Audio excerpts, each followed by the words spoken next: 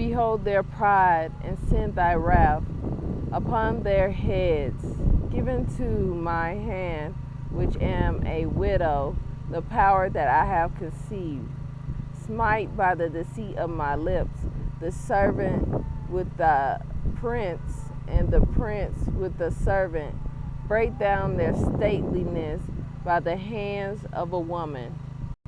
As I look out into the world, I often see and hear that the world thinks that only a man can save the world, that only a man can lead people, that only God can use a man.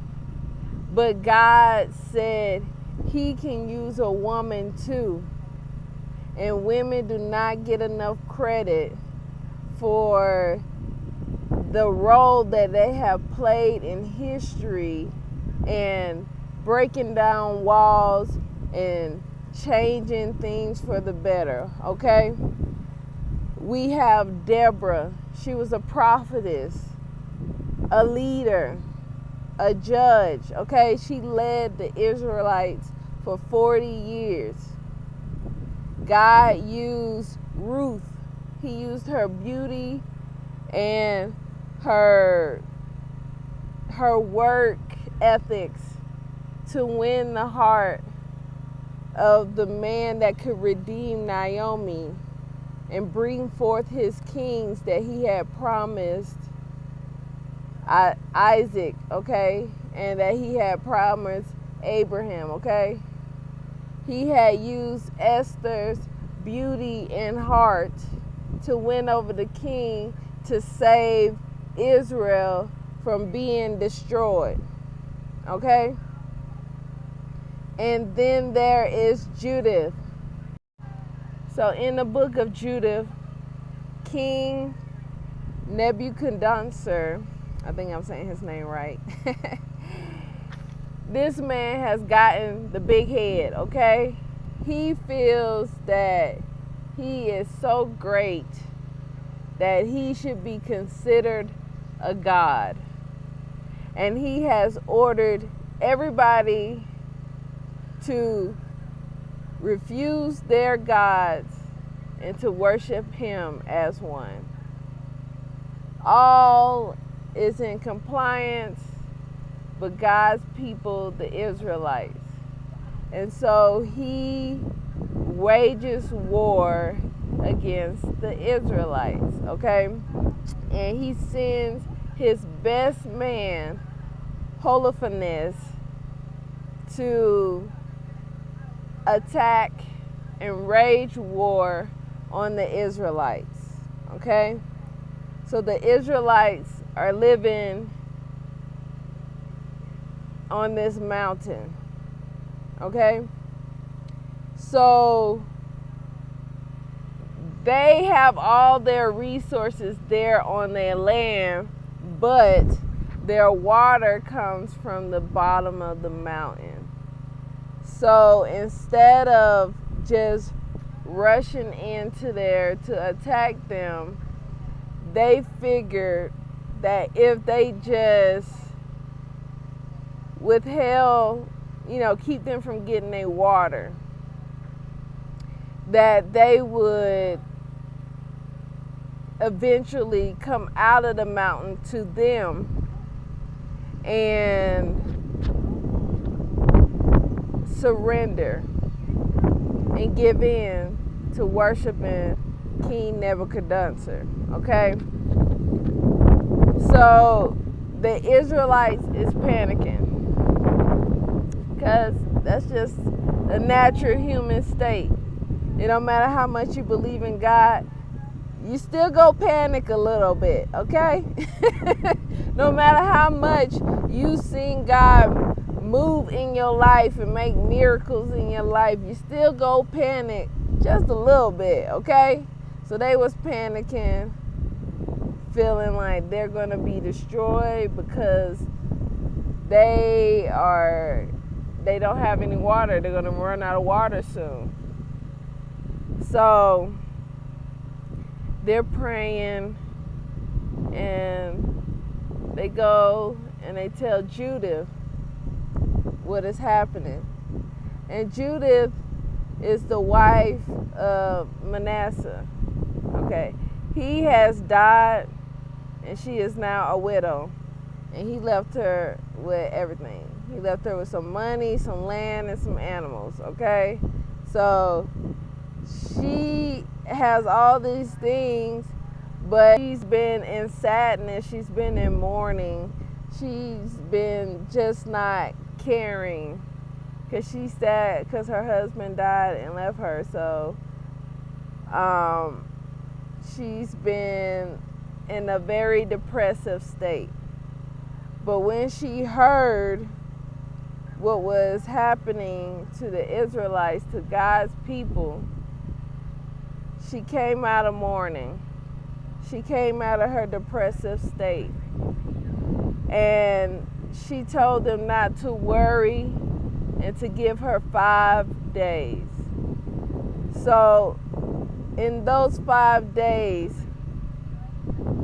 she took off her mourning clothes, and she took a bath, put on some oil on her skin, put on some nice perfume, did her makeup, and fixed her hair, and put on a nice dress. And she left her house and went down to where Holofernes and the other soldiers was camping. And when they seen her, they immediately let her in. They was like, who is that? Let her in here. She is bad. She fine. Let her in here. And they was like, is this one of the Israelites women? Do all the women look like this? If so, how can we destroy them with they women looking like this? We need to figure out how we can come to understanding so we don't have to hurt these beautiful women. That's what Holofernes was saying, okay? So she went down there, and in a way, she was kind of playing both sides. All right. There's the part where she was telling Holofernes basically the secret to destroying Israel. She said, therefore, O Lord and governor, respect not his word, but lay it up in thine heart, for it is true.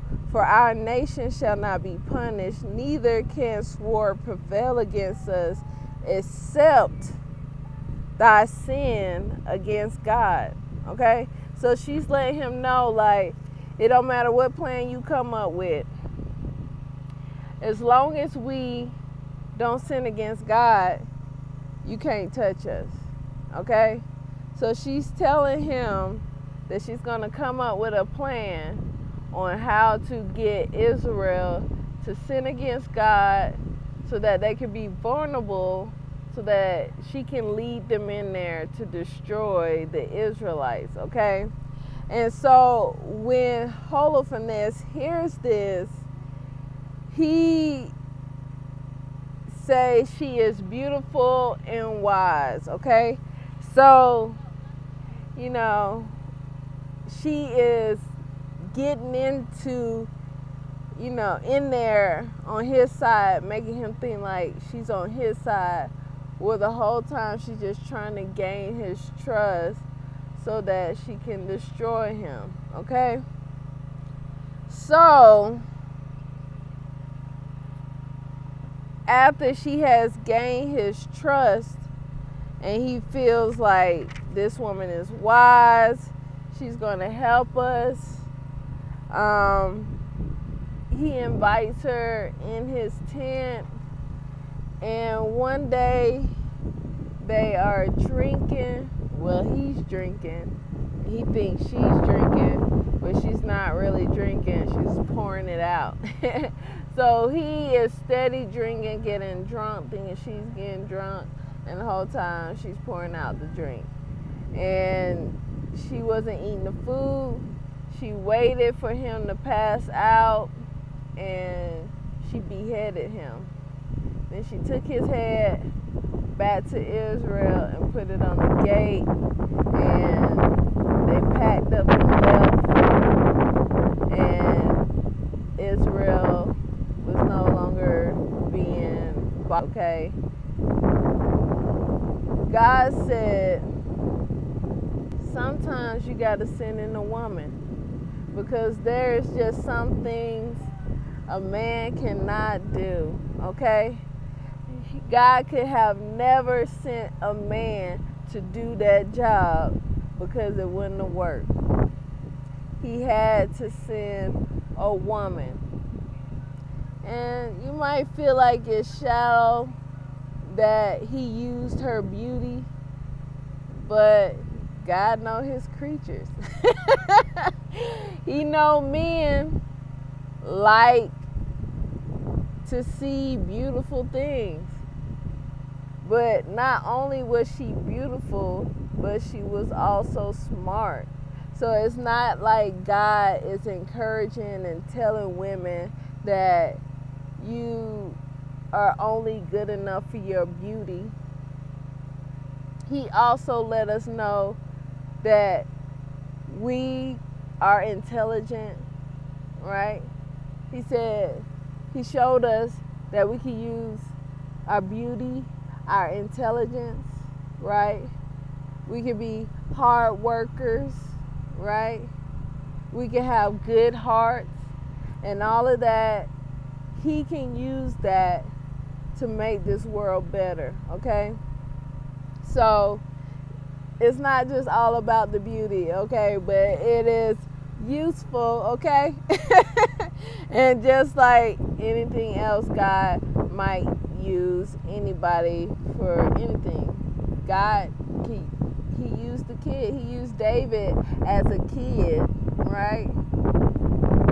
To win the heart of Saul, right?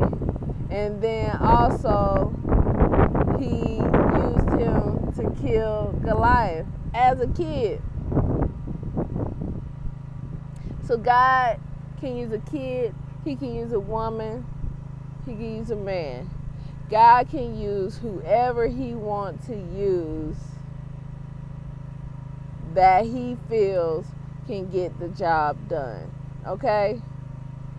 So we need to stop this with just thinking that only men can be used by God. All right? Because God has showed us that he can use more than just men. He can use children, and most importantly, he can use women. All right? So I hope this message helps someone. And Israel, God is letting us know through this message, okay, that the devil cannot touch us, okay? Ain't that what Judith said to him? The devil cannot touch us unless we allow him to get here, to get in here. If we give him that power to get in here, then he can destroy us. If we don't give him this power, he cannot destroy us. Okay? Because the Israelites know right from wrong. They know right from wrong. But it's only when they allow the devil get in here that they start doing wrong, and it caused them to fall. That's the pattern. The devil will convince you to do what he did. Go against God and fall. That's all he will ever do. That's all he can do. Condition you, convince you to go against God and fall like him. That's all he wants, so that he don't have to suffer by himself. Don't let him get in here to convince you to go against God and to fall. He has no power over you unless you give it to him. Don't give him the power.